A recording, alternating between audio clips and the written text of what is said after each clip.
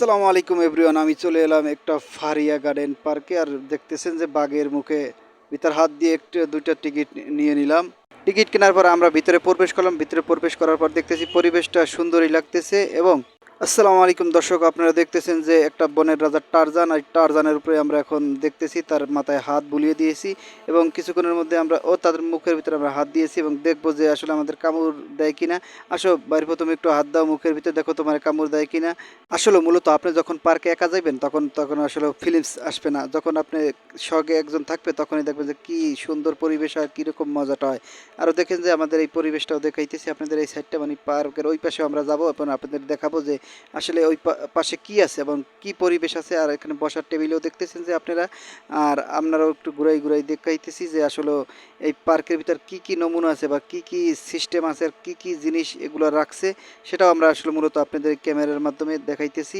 এবং আপনারা দেখতেছেন যে আমরা এক রাস্তা দিয়ে যাইতেছি এবং রাস্তা দিয়ে যাওয়ার পূর্বে আমরা প্রতিটা মানুষের সাথে আমাদের আসলে মূলত দেখা হইতেছে। আর প্রতিটা মানুষের এক জায়গায় বসে রইতেছে, একজন আমার হাই বলতেছে, আমরা বলতাম হাই। এটা হলো মাঠ, এটা মূলত যাদের বাচ্চা ছোট ছোট ছোট বাচ্চা যারা আছে তাদের নিয়ে আসলে ওই মাঠে আসে। মাঠে আসলে এখানে ফুটবল খেলান, আবার যে কোনো খেলনা নিয়ে আসলে আসলে মূলত এখানে খেলাইতে পারবেন। আউট একটি রাস্তা রাখা হয়েছে মানে পোলাপানের জন্য, যেখানে পোলাপান আসলে মূলত তারা খেলাইতে পারবেন এবং খেলাধুলা করতে পারবেন, সেজন্য আসলে মূলত এই রাস্তাটা রাখা হয়েছে। আমরা তো একটু আপনাদের দেখানোর চিন্তা ভাবনা করি যে এখানে ছোটো ছোটো কিছু আম গাছও আছে, যে আম গাছগুলো মূলত চারিদিক দিয়ে তারা একটু ফুলের টপের সিস্টেম করে বেষ্টনী দিয়ে রাখছে। আবার আম গাছগুলো একটা মশারি দিয়ে রাখছে, যে আসলে মূলত ওই মশারি দিয়ে রাখার কারণে যাতে ছোটো ছোটো আমগুলো কেউ ছিঁড়ে না ফেলায় সেক্ষেত্রে। আর এটা যদি আমরা দেখে আসলে বসার জায়গাও একটা প্লেস রাখছে, যে আসলে মানুষ যাতে বসতে পারে আসতে পারে, সেই সিস্টেম আসলে মূলত এখানে রাখা হয়েছে। আমি প্রথমেই বলছি যে পার্কে যদি একা একা আসা হয় এর শুধু দুজনে কথাবার্তা বলা ছাড়া আর কিছু নেই, কারণ একা আসার সেরকম একটা মজা বা ফিলস কিছুই আসে না। আমরা দেখতেছেন যে একা একা বসে আছে। আমরা তো একটু সামনে যাই, সামনে দেখার পর একটা চিতাবাঘের সম্মুখীন আমরা হয়েছি এবং এই চিতাবাঘটা আমরা দেখতেছি।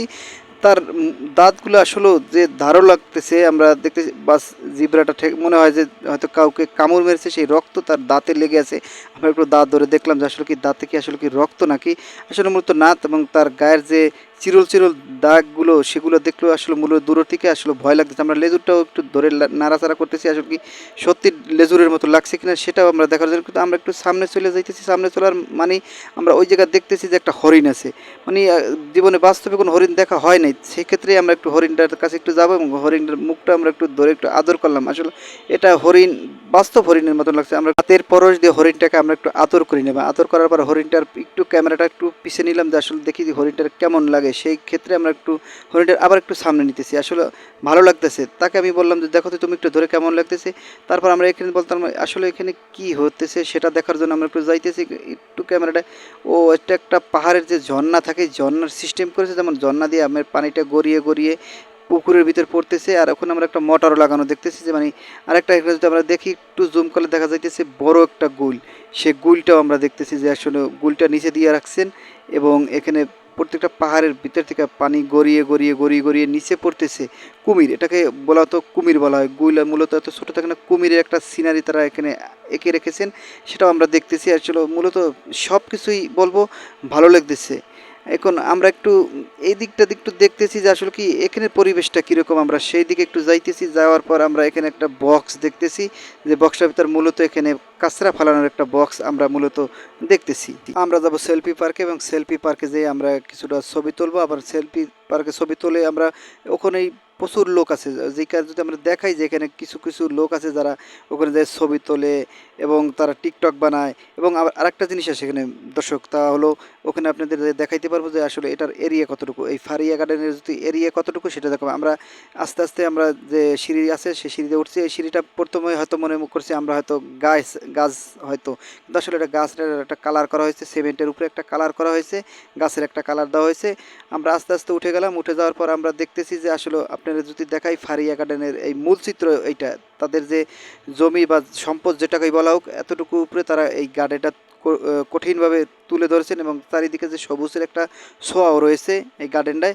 আমরা তো একটু পুরোটা ভিউটা আপনাদের দেখানোর চিন্তা ভাবনা করি। এই হলো ফুল গার্ডেনের ভিউ। এবং আপনারা দেখতেছেন যে এই যে গেটটা আছে, এই গেটের চারিদিক দিয়ে এদিক দিকে একটা রাউন্ডের সিস্টেম রাখছে, যে এই রাউন্ড দিয়ে আপনার মূলত আপনারা এই পাশ থেকে এই পাশে আইসা আপনারা এই সেলফি পার্কে উঠতে পারবেন। আপনারা দেখতেছেন যে আরও লোক আছে যে যারা সেলফি পার্কে উঠতেছে। এই যে আমরা দেখতেছি যে অনেক লোকই আছে, ভাই ব্রাদাররা আছে যারা সেলফি পার্কে উঠতেছেন, এবং অনেক লোকেই এখন সেলফি পার্কে ওঠার জন্য তারা ব্যস্ত হয়েছে, কারণ দিন যত গড়ায় তত মানুষের আসলে একটা চাপ সৃষ্টি হয়।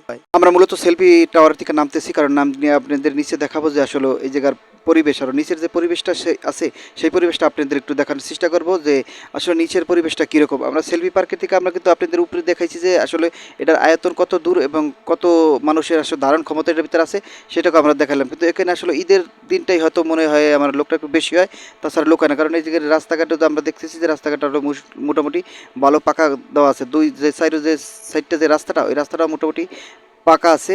এবং আমরা যদি একটু দেখাই আপনাদের, দুই সাইডে হয়তো বসার জন্য টেবিল সিস্টেম করা হয়েছে, যেখানে টেবিলে মানুষের বসার জন্য টেবিলের সিস্টেম করা হয়েছে। এবারে কিছু আম গাছ যেমন ফলের গাছ আছে সেও লাগানো আছে। এখানে আমরা আর একটু দেখতে পারতেছি যে এখানে ডাস্টবিনের মতো যে ময়লা কাঁচরা ফেলাইবে সেরকম বিভিন্ন ধরনের বক্স বসানো হয়েছে। আরও যদি আপনারা দেখেন যে বাঁশের মতো যেরকম দেখা যায়, আসলে বাঁশ সোপ আসলে কোনো বাঁশের কোনো সোপ না, এটা মূলত এখানে মানুষের বিভিন্ন ধরনের প্রকারের গাছ আছে যেগুলো আপনি আসলে মূলত এখানে আসলে দেখতে পারবেন। যে আপনার একটু যদি আমরা দেখাই যে এই জায়গার পরিবেশটা দেখাই, আমরা যদি পুকুরের দুই সাইডে যে রাস্তা করা হয়েছে রাস্তার এই সাইড দিকে আমরা চলতেছি, যেমন মানুষের যে আমরা দেখতেছি প্রত্যেকটা মানুষের আসলে জোড়ায় জোড়ায় বসে রয়েছে। আসলে এখানে যদি জোড়ায় জোড়ায় আপনি না আসেন, আসলে এখানে আপনি টাকা দিয়ে ঢোকাটাই বৃথা, কারণ আপনি এখানে আসতে হলে 50 টাকা করে, এটার প্রত্যেকটা টিকিট আপনার মূলত 50 টাকা দেবে। আমরা আরটা যদি আপনি দেখেন যে এই সাইডটা যদি দেখেন যে কত বড় দাঁত, বাবা এখানে একটা ভূতের মতো বানাইছে, যখন আসলে এটা একটা ভূতের একটা চিত্র বানাইছে, আবার এই সাইডটাও বানাইছে একটা ভূতের মতো। দেখেন এটা আসলে রং করলে আরও ভয়ানক হবে। আমরা যদি এটা দেখেন যে এটা রং করলে আরও প্রচুর ভয়ানক হবে, যা দেখতে আপনার খুবই ভয় লাগবে। এবং রাত্রে দেখতে হলে অনেক শিশু যে পোলাপানগুলো আসে এগুলো যদি দেখে রাত্রে, তাহলে আপনার প্রচুর ভয় লাগবে। এটা আপনার হয়তো গাও সেই উড়ে উঠবে এরকম লাগবে আপনার। আমরা একটু দাঁতটা ধরার চেষ্টা করছি, দাঁতও বাস বিশাল বড় বড় দাঁত বানাইছে, কারণ এটা যখন রং করা হবে তখন দেখতে গেলে মূলত প্রচুর আপনার ভয় লাগবে। যদি একটু আপনাদের দেখার চিন্তা ভাবনা করি আমরা, যে এখানে দেখেন এখানে আসলে আপাতত যে টাইমে আমরা আসছি আসলে এই পরিমাণ লোক এখন থেকে আসতে পারেনি বা জমাট হয়নি, কিন্তু আমরা পরবর্তী যখন ভিডিও আপনারা দেখবো সেই ভিডিওতে দেখতে পারবেন যে কী পরিমাণ লোক এখানে আসলে জমাট হয়। কিন্তু আসলে যত যত দিন গড়ায়, যত রাতের দিক যাইতেছে তত লোক আসলে এখানে বেশি আসতেছে।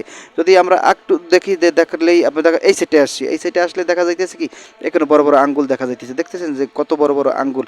এখন একটা ভূতের একটা চিত্র বা ভূতের যে একটা লোগো তারা বানানোর চিন্তা ভাবনা করছে, ভাস্কর্য বলা হয় যেটাকে। আমের দেখে মনে হবে যে আসলে এটা আসল ভূত। আমরা একটু আঙ্গুলটা একটু ধরছি, আঙ্গুলটা কত মোটা, একটা আমরা বলতেছি দেখো এত বড় আঙ্গুল হয়, দেখো মানুষের দেখো এত বড় আঙ্গুল হয়, এটা আসলে ভূত।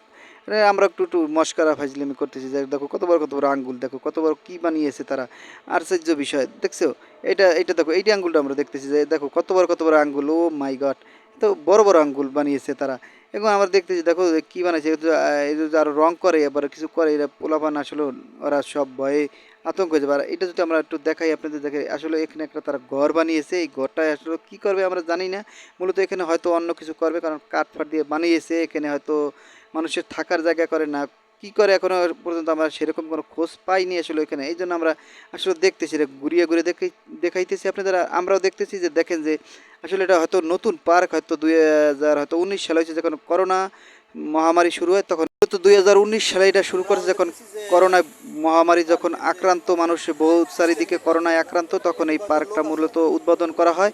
আর এটা যদি তোমরা আসতে তাও বরিশালে তোমরা আসতে হবে, আর বরিশালে আইসা কসবা নামক যে স্থানটা ওখানে আসলেই তোমরা মূলত এই জায়গাটা আসতে পারবা, তারা হলো ফারিয়া গার্ডেন। তোমরা যদি আসতে চাও তাহলে তোমরা এখানে আসতে পারো এবং দেখতে পারো যে এখানে পরিবেশটা আমাদের মোটামুটি ভালোই লেগেছে। এবং যদি আরও ভালো লাগতো, এখানে যদি কোনো খাবারের ব্যবস্থা থাকতো তাহলে মূলত এই পরিবেশটা আরও জমজমাট হতো, আরও ভালো লাগতো। কিন্তু যেখানে একটা দোকানেই পাওয়া যাইতেছে, যেখানে মূলত চড়া দাম দিয়ে খাবার কিনে খেতে হয়, সেক্ষেত্রে আসলে মজা লাগলো না, কারণ এখানে চটপটি ফুচকার কোনো ব্যবস্থা আমি দেখতেছি না। এটা হয়তো বাইরে, আর বাইরে তুমি যদি যাও, বাইরে গেলে তুমি টিকিটটা নিয়ে গেলে পরবর্তীতে আর ঢুকতে পারবা না, কারণ যখন টিকিট তারা রেখে দেওয়ার পর পরবর্তী আসার কোনো সিস্টেম নেই, তখন তোমার টিকিটটা আসলে মূলত বাতিল হয়ে যাবে একবারেই। বাস তুমি এখানে ঢুকবা, বাইরানোর কোনো সিস্টেম নাই। বাস প্রস্রাব যদি করতে লাগে তাহলে তোমার এই ভিতরেই করতে হবে, বাইরের কোনো সিস্টেমে খাবার দাবার সব বাইরে। তোমার যদি খাবার খেতে হয় অবশ্যই কিনে তুমি ভিতরে আসলে ঢুকবা। এই ফারিয়া পার্কের নিয়ম আসলে এই সিস্টেমের। আসলে অবশ্যই ভালো থাকো, পরবর্তী অন্য কোনো ভিডিও নিয়ে। আল্লাহ হাফেজ।